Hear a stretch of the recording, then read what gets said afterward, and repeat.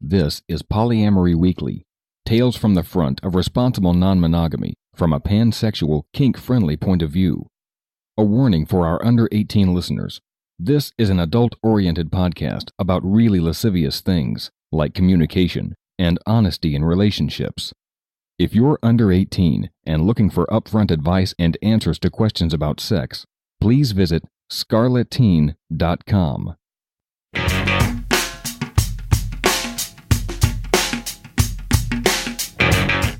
This is Polyamory Weekly, episode 536 for October 26, 2017. Coming up on today's show, Professor Marston and the Wonder Woman. That's coming up on today's show.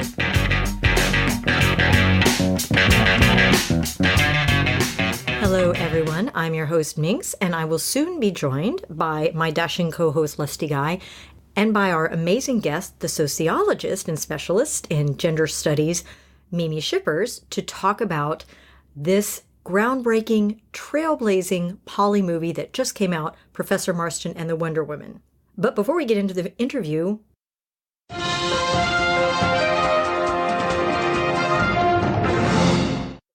want to talk about the movie some more. Of course, Alan in the Poly in the Media blog has been doing a fantastic job of tracking all the reviews of the movie, in fact, everything since even before the movie came out. And I would love to draw your attention to the two most recent posts, as well as to the entire category, everything that he has tagged as Professor Marston movie, so you can follow the entire trail of reporting, because basically, this movie is very different from anything that has come before.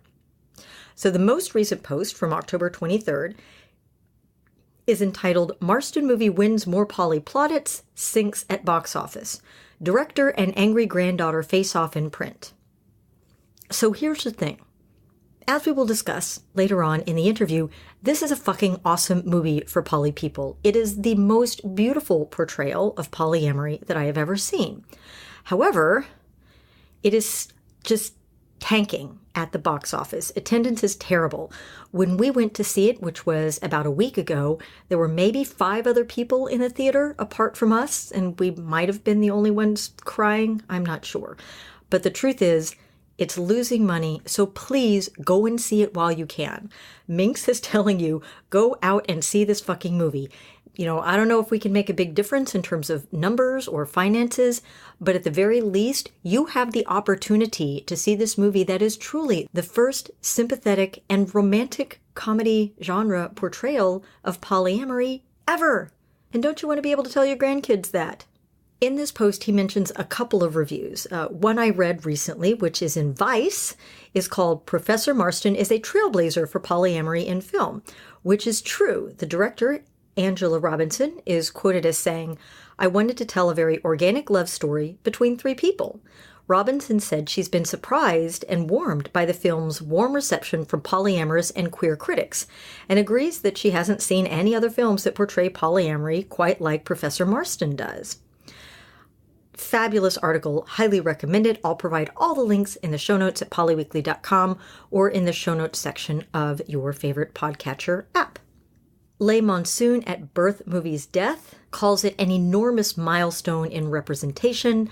Non-monogamous relationships have been almost exclusively the purview of lying cheaters, which is not polyamory, just cheating, and bizarre weirdos meant to be an object of derision or comic relief.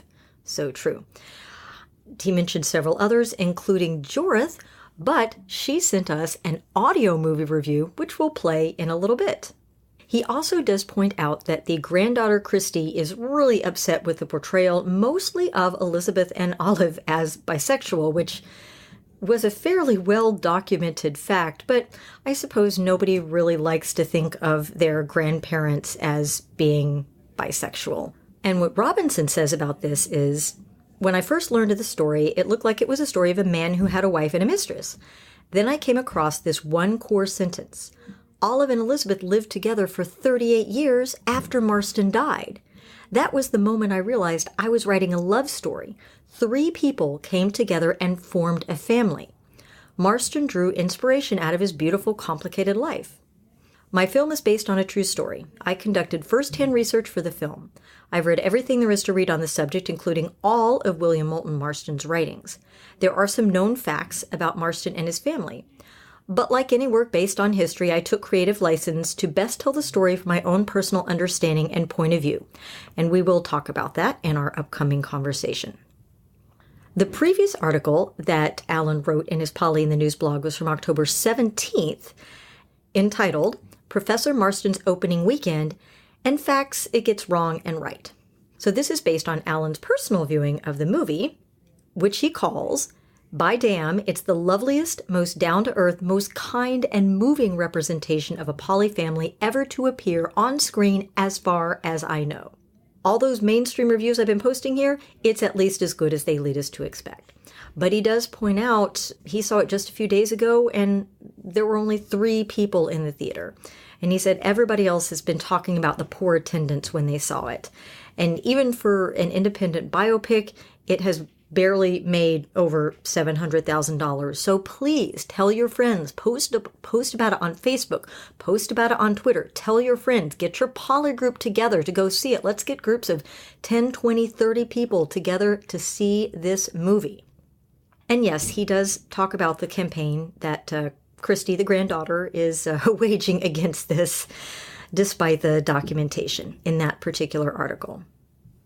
And I'll also provide a link to all of the coverage of the Marston movie in the Poly in the News blog for those who want to look at a huge conglomeration of all the coverage. Now, before we dive into our fun and fascinating interview with Mimi Schippers, let's pay some bills with a quick word from our sponsor. Are you planning on opening up your relationship? The University of Utah Relationship Decisions Lab is looking for participants in monogamous relationships who are currently considering opening up their relationship to take a survey. We are looking for individuals who have never opened up and individuals who have opened up in the past but are currently with one partner and are planning on opening up again. This study will examine how people choose to open their relationships and what their experiences of this relationship transition look like. If you or anyone you know fits our qualifications, we invite you to take our survey. You can find our survey at www.relationshipdecisions.org. Once there, click on the Participants tab and then on the Open Relationship Project link. Not only will you be furthering science, but you will be entered to win a $100 Amazon gift card.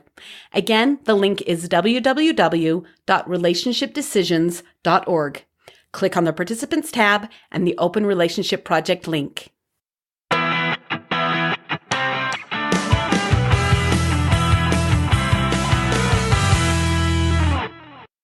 I'm so excited to have on the show tonight Mimi Schippers, who's here to talk to us about William Moulton Marston and Wonder Woman from the point of view of an actual sociologist. How cool is that? Welcome to the show, Mimi.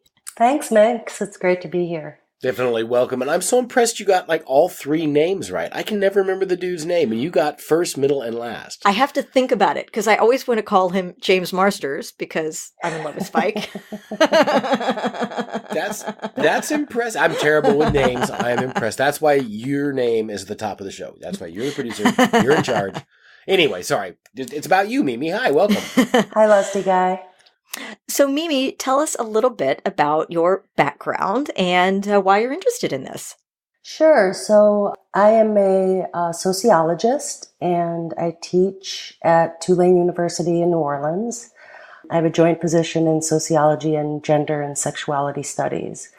And I've been writing about polyamory for about 4 or 5 years, but I've been polyamorous for as long as I can remember.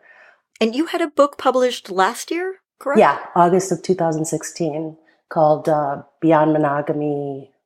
What is the title of my book? Polyamory and the Future of Polyqueer Sexualities. Yeah, that sounds about right. Yeah. So I've been thinking about polyamory for a long time, but I didn't decide to actually write something about it professionally until after I got tenure. So I'm not even going to ask you why, because we know the answer to that question. Exactly. There, yeah. Exactly. So since you're an expert on sociology, let's talk about a movie. All right. Lusty Guy and I just a couple of days ago saw the movie Professor Marston and the Wonder Woman and have opinions on it. So let's start out with the pop culture. What did you think of the movie? The important stuff. I'm gonna gush about this movie. I loved it. I actually had tears during certain scenes because I had never really seen a film where I saw myself, like I could so identify with the people in the film and the relationships and the way the relationships developed, and it was like sitting there for the first time in a movie theater thinking, oh, that's like me in some ways. So it was, and I thought it was just done beautifully. Which character did you identify with most, if I can ask?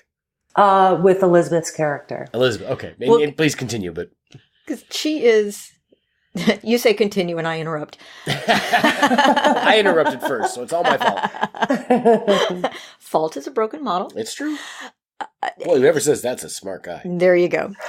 So it became really clear. One of the things I really love about this movie, I really loved it too, despite the fact that, just the historical inaccuracies are, it's in no way an accurate accounting of their relationship. But what I felt, what's her name? Angela Robinson, thank you, did really well was to, first of all, take this true story, take the bits of the true story that fit into the romantic comedy format and make a fucking romantic comedy. Yeah. I love romantic comedies. That warm, gushy feeling, the boy meets girl meets girl, right. Boy loses girl loses girl.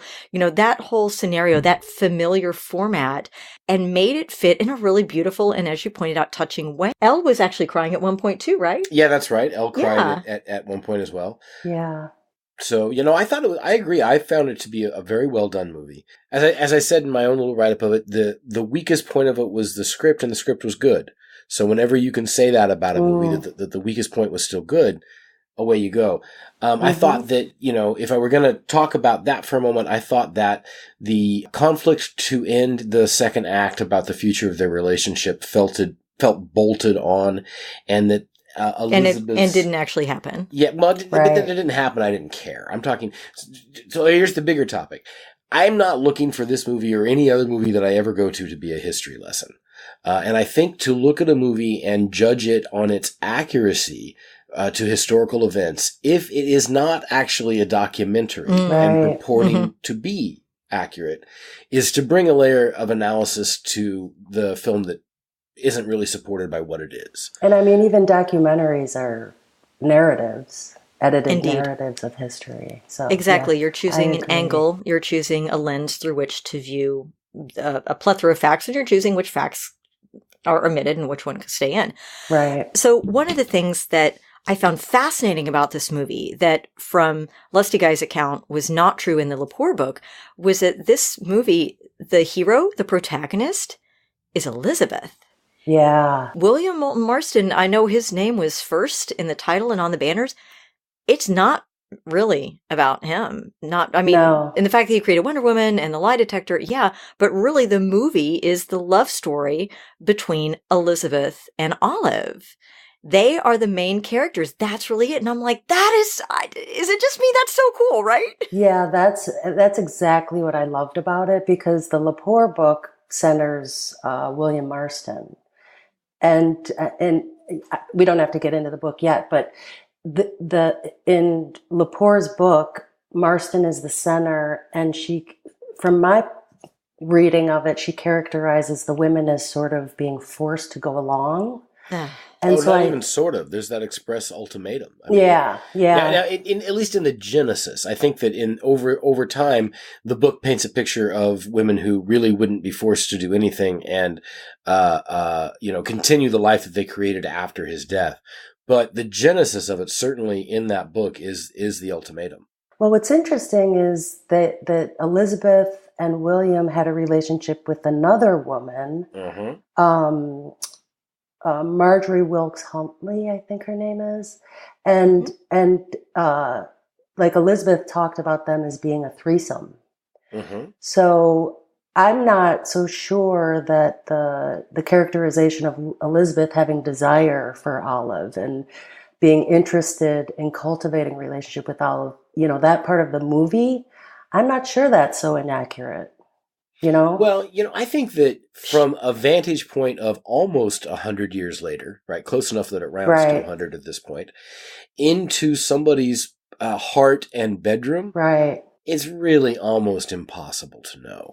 But it's just, to interpret it as a fiction that they had desire for each other it's equally preposterous and possible to characterize them as having desire for each other. And so, I think so. As a sociologist, I'm really interested in the stories we tell about people, because that shapes the way we think about things. And so this story that Angela Robin told, it sort of challenges heteronormativity. It challenges the idea that anytime there's any poly situation, it's like a dominant man and his sister wives, that sort of situation. Which we know is almost not, it's not never the case, but 9 times, okay, maybe 7 times out of 10, it's the woman's idea. Yeah. In my experience. Yeah. That's been my experience in the sex community in general, not just poly. Yeah. But I think when you say that it's the story that we choose to tell that's interesting to you, I agree. And I think that when you consider kind of the classic circle that a producer considers, which is your director, your script, and your audience, and how those things work together, I think a modern audience really would not accept that movie had Marston been centered in the way that he was in the book. Yeah. I agree. Yeah. Which was brilliant, right? Yeah, and that's a brilliant call on the director and scriptwriters. But did she write the script as well? Who was the scriptwriter? Yeah, she wrote and directed it. Bravissimo. I really understand why she made that choice. I think that if she had centered him and had done what we think anyway is the historically accurate scenario of the ultimatum being given, that people would, in this modern day and age, react to that pretty negatively. Yeah. And she wouldn't have a story that anybody wanted to see. Right. So and she does talk about how she really wanted to portray polyamory in a very sympathetic way. And I think if she centered Marston and it was sort of the story of, male dominant polygamy, that it wouldn't have been sympathetic. Right. No. And that story has been told, frankly. Right. And doesn't really need to be told again. I don't think that it necessarily would have been more accurate for all that the genesis of that triad was in that ultimatum, at least in the story told in the book. And by the way, one note that I wanted to make here, when I talk about, what happened historically, really, I'm a one-source wonder here. I have a vague memory of a article I read in a Fantagraphics publication called Comics Illustrated in the 90s when I first learned about Marston and his family and the role in the creation of Wonder Woman, and then that book, and that's it. So Little Poor Book. Yeah, Little Poor Book. So I really want to call myself out here as pretty much a one-source wonder, and I really don't know anything. I'm referencing back to that one book time and time again when I talk about what's accurate.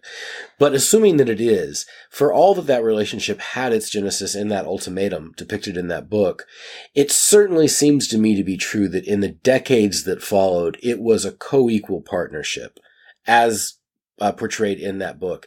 And it's really interesting because I also read the biography of Richard Burton, Sir Richard Burton, not too long before that. And like the Marston, Burton never got a job after his first job again. It was always his wife that got him his job and kept the household together and going.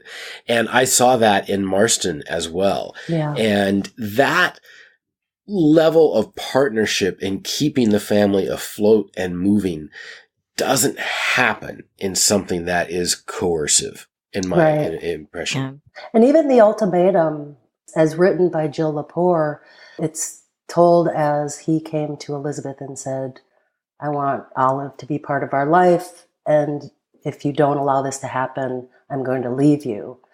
And so that's sort of the coercive part of it. But Elizabeth the story goes, took a 6-hour walk or something like that, and came back and said, all right, I'm willing to do this, but she's going to stay home and take care of the household and the kids so that I can pursue my career.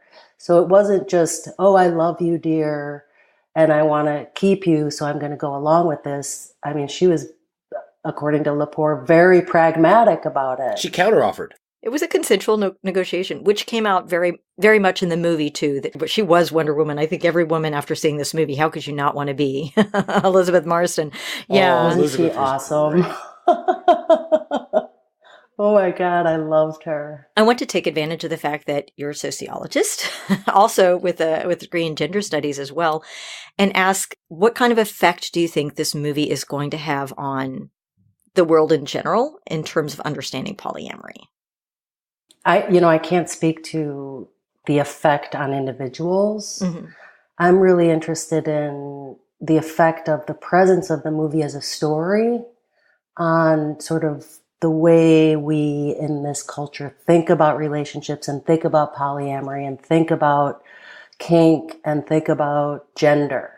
So I do think that a story like this in a mainstream film can really change the conversation about the role that multiple partners can play in a life or in the lives of the partners, how kink can be something that increases intimacy, and that polyamory as a way of doing relationships actually can have an effect on the way people are doing gender within their relationships. So I've never, I've seen films with poly content, but I've never seen anything that centers the women in the way that this film does, that incorporates kink into the development of intimacy, and that the women themselves are falling in love with each other. So it offers a really romantic, fun, funny, interesting representation of relationships that is unlike ones that I've seen anyway. Yeah, I really felt that this was a game changer in that for those very reasons, right? That it was a successful romantic comedy. It made you feel the way a romantic comedy is supposed to make you feel. But it really was about the women. And by the way, there was also the man who wrote Wonder Woman. And right. Oh yeah, let's throw in some sensational, scenes with rope bondage and whatnot. So one of the points that I wanted to make about the movie is that from just a movie point of view, one of the things that I thought it got really right was a certain truth to the characters themselves. We've talked about Elizabeth's pragmatism, which certainly was present in the book, and her frustrations with her conflicts with patriarchy and sexism. I thought that Marston's arrogance and kind of, difficulty to get along with came through in the movie. And that was one of the central He was kind things. of an asshole, yeah. He kind of was a little bit, and I say that as somebody who is an asshole of the same flavor. You really are. To be clear. I'm owning that as well. And Olive really was the heart of the family. And that came through. She's the most human of all of them. In the movie and in the book. And I thought that the director did a great job holding that central truth while also playing as fast and loose with the facts as needed to make a movie. To make a romantic comedy. So I want to pivot a little bit. So Mimi, you have been talking about Marston and the Lepore book at some events. Can you give us any insights on what you've gleaned about how people are perceiving polyamory and how that has changed over time based on that research? Sure. My analysis of the Lepore book is part of a much bigger project. It's one section of a chapter in a book that I'm working on. And what I'm doing in the book is looking at the ways in which people write about poly ways of living. And I don't say polyamory because obviously the word didn't exist at the time that Marston, Holloway, and Byrne were, living their lives. I'm interested in looking at historical figures or media representations and sort of looking for a poly archive in a way, like where in the past have people been doing something other than monogamy, and how the way in which they were doing non-monogamy or this poly kinship kind of thing, how does that tie into their broader political agenda or, whatever made them famous as historical figures? And so I'm looking at books that have been written in contemporary times about historical figures to identify how those books are, what we call mononormative, or make it seem like monogamy is normal and polyamory is perverted and freaky. Something only weird people do, right? Exactly. Well, I am kind of weird. Yeah. I said I am kind of weird, yeah. We are a little weird. Yeah. Well, yeah, I am a pervert and I'm weird. But I'm weird in all the good ways that sort of go against society. And in fact, just recently, someone said to me, well, you're really kind of normal. And I was like, holy shit, what am I doing wrong? Oh, no, that's not a compliment. So, yeah. So, but in the way that people write about these historical figures, they make it seem like their polykinship or their non-monogamy is either inconsistent with their politics or is some psychological pathology. A third head to gawk at. Yeah, and so I want to reclaim them. I want to sort of say, I read the Lepore book from the perspective of someone who is polyamorous, and I interpret her data really differently. I'm really curious to see what kind of historical figures you have discovered are polyamorous and what the narrative is about them. So I'm writing about the Marstons. I'm writing about Emma Goldman. Emma Goldman was poly? Oh, well, no, that's true. I read her bio, but I read it a while ago. I'm trying to... Yeah, I'm trying to remember who she was. All I'm coming up with was the spies that got it. Is that... That was Goldberg. Goldberg. Who's Emma Goldman? She actually was labeled the most dangerous woman in society. She was writing in the turn of the last century and was an anarchist. And part of her anarchy was the idea of free love. Oh, that's right. I think, you know what it is I wasn't poly when I read that bio. That's why I don't remember exactly that. But that's interesting. I do remember that she was in favor of sex workers' rights. Yeah, I wasn't poly at the time. That's why. I'll have to read that again now. I want to read it. It's on my shelf. She was anti-marriage. It's the book that focuses on her relationships is called Love and Anarchy. And Emma Goldman was committed to non-monogamy and was anti-marriage. In many of her letters to one of her lovers, she really struggles with her own feelings of jealousy.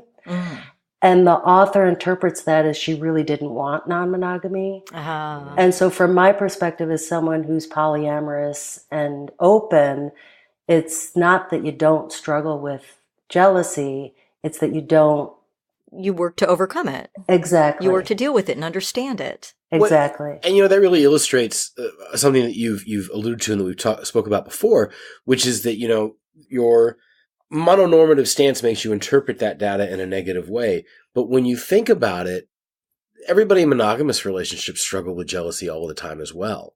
Right. Of course. There's no immunity to jealousy based upon the relationship status one is in. Right. And the data, the author presents letters, the content of letters to her lover. And rather than saying, you better not date or, fuck any other women, I can say fuck, right? Oh yeah. Yes. Okay. You can't, instead of saying you can't fuck other women, she says, I'm having these deep, ambivalent, painful feelings about your relationships with other women, and never once says don't do it. So from my perspective, she's just being honest and she's struggling with it. She's owning her shit. Exactly.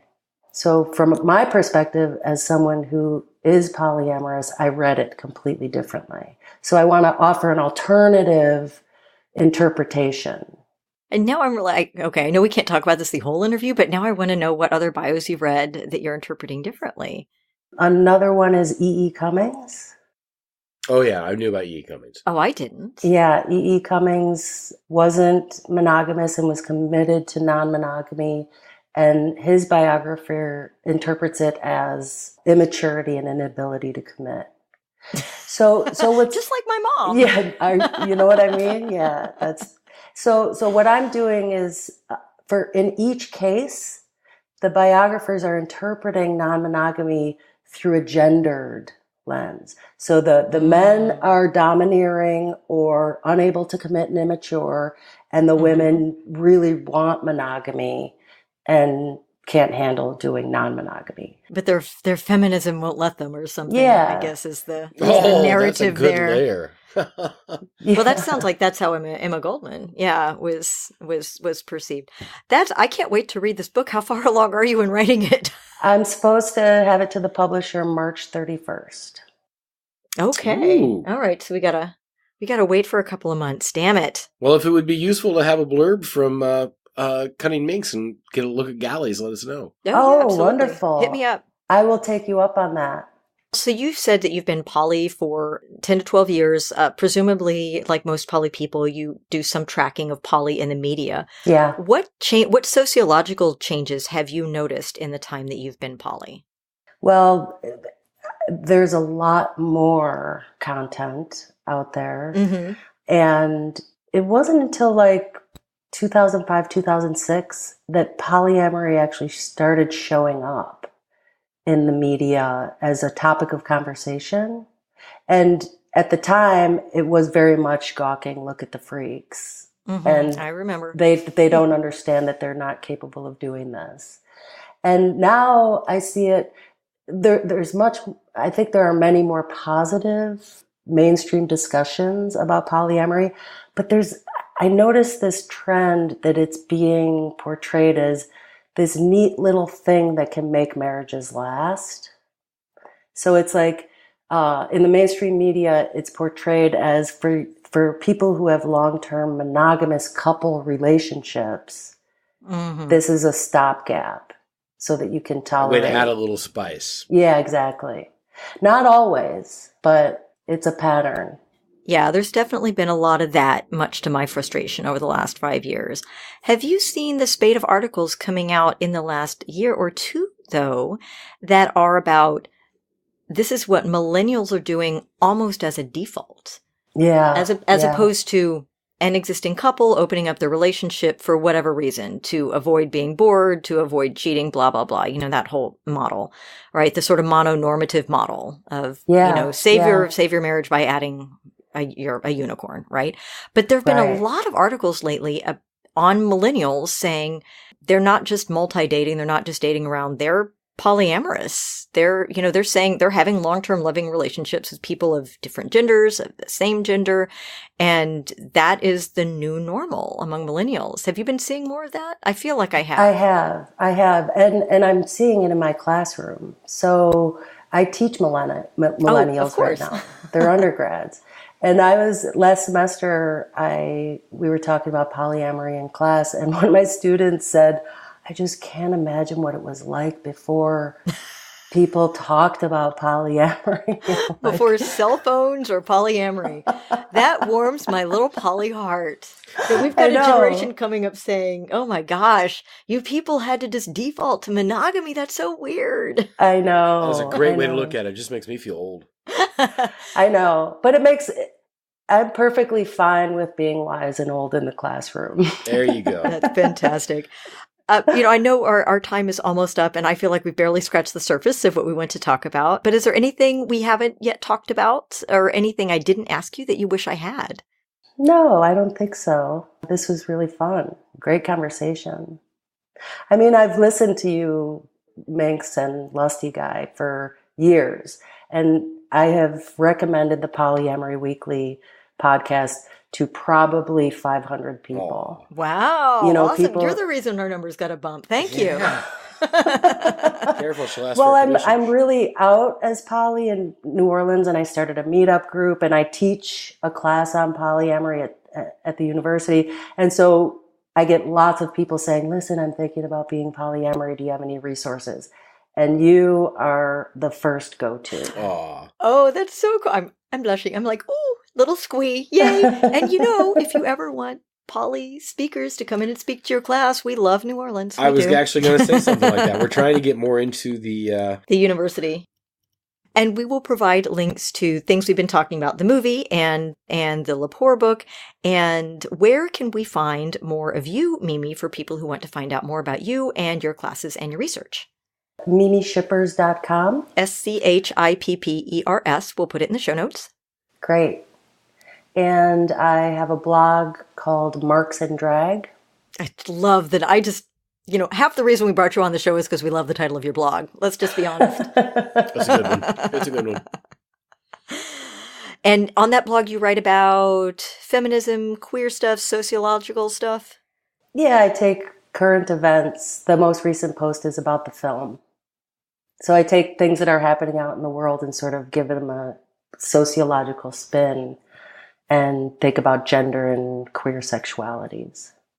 Sociology geeks, you're welcome. Mimi, it has been a delight. Thank you so much for joining us. Thank you. I really enjoyed it. Have a great night. Thanks, you too.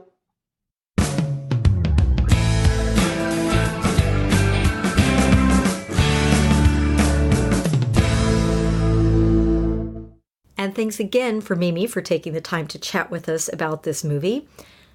And just because we haven't talked enough about this amazing movie, here is Joreth's review of the movie.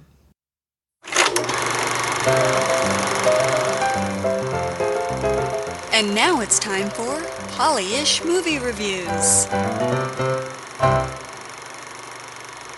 Professor Marston and the Wonder Women. There is so much to say about this movie, and I'm sure Minx and Lustigai will have plenty of their own words about it, so I'll keep this brief. This is definitely a poly movie, and it's one of the most positive depictions of a poly family in film that there is. There have been some criticisms about the historical inaccuracies in the movie. To this I say, yes, there were scenes that we know for a fact did not happen. And there were lots of scenes that the director inferred could have happened, based on what happened later or based on the writings of the real-life characters. This is not a documentary, nor did it pretend to be, even though it says based on a true story. The director, Angela Robinson, knew that queer relationships and sexual freedom were of the utmost importance to Bill Marston and his partners, Olive and Elizabeth. And also that Marston believed very strongly in his Wonder Woman comic book as a vehicle for his ideals. So, she told a story that celebrated those ideals, in his honor and in honor of the women behind the man. We saw love, we saw the struggle for acceptance, we saw a cooperative family, we saw the battle to overcome societal programming, we saw the birth of the superhero comic book industry. We saw women in academia. We saw the burgeoning kink and BDSM scene complete with the rope demonstration. We got a hint of the first wave of feminism and prohibition and early conservatism with the reference to the Comstock laws regarding censorship. For a movie that's less than 2 hours long and only features one family, they really packed a lot in there. This movie was very relatable even for people who aren't in this exact situation and never have been. It plays it safe in some ways by featuring one man and two women, all white, in a live-in triad all raising kids together. But it's a huge milestone for the poly community. Unfortunately, it did not have a smashing opening weekend, so if you want the chance to see it in theaters, you better go soon. And I heartily recommend seeing it in theaters, if for no other reason than to tell Hollywood and advertisers that there is an audience who will watch and embrace entertainment with queer and poly themes, providing they're done well, as Professor Marston and the Wonder Woman was. If you're interested in more details about the movie, there is a full 25-minute review, including some spoilers, over at www.polyishmoviereviews.com. And another half an hour or so of a conversation between myself, a sociology teacher, and Alan of Poly in the Media following it that you can listen to after you've heard all about Polyweekly's opinions on the movie. For what it's worth, I've seen it twice now, and I'm planning on seeing it again. I want to take more people to see it. And I will definitely be buying it on DVD when it comes out, as well as putting it in my Netflix queue to rewatch and to tell Netflix that it has an audience. Go see it, talk about it on social media, and tag your conversation so that the producer will know that you're talking about it. I thought this was a great film and a wonderful addition to the Poly movie library.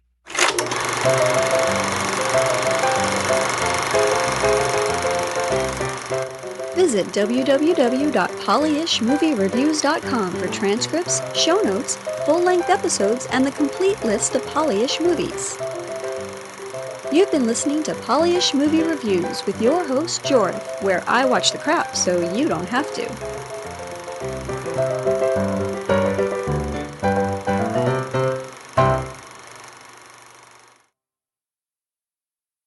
Thanks so much for sending that in. Thanks very much to Lusty Guy and Elle for going to see the movie with me, and to Mimi for joining us here to talk about it, and for that matter, for Alan for keeping track of all the reviews in his amazing blog. And thank you for listening. It's late, so quick reminder, questions, comments, feedback, polyweekly@gmail.com.